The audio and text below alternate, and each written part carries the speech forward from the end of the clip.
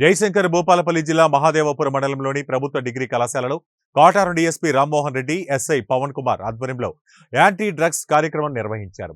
విద్యార్థులందరూ మత్తు పదార్థాలైన గంజాయి, డ్రగ్స్, ఆల్కహాల్, సిగరెట్లు వంటి వాటికి దూరంగా ఉండాలని సూచించారు. ఎవరైనా గంజాయి సేవించమని మిమ్మల్ని ప్రోత్సహిస్తే వెంటనే పోలీసులకు తెలియచేయాలని వివరించారు. ప్రతి ఒక్క విద్యార్థి యాంటీ డ్రగ్స్ సోల్జర్ గా పనిచేయాలని, విద్యార్థులందరూ మంచిగా చదువుకొని బాగా కష్టపడి ఉన్నత శిఖరాలను చేరుకోవాలని తెలియజేశారు.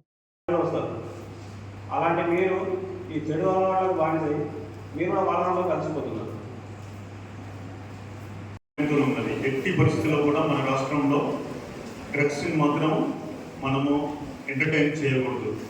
ఎందుకంటే మీరు చూసింటారు, మీరు పేపర్లో చదివింటారు, లేకపోతే టీవీలో కానీ న్యూస్లో కానీ చూసింటారు.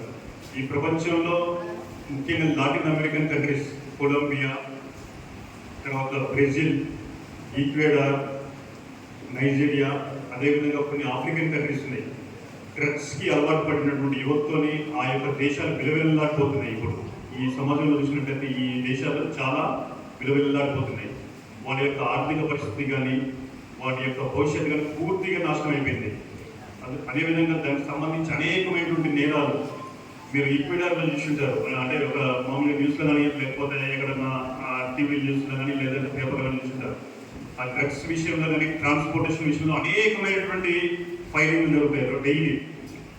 అంటే వాళ్ళు పోలీసులతో కాల్చుకోవడం కానీ లేకపోతే వాళ్ళు కాల్చుకోవడం కానీ అనేకమైనటువంటి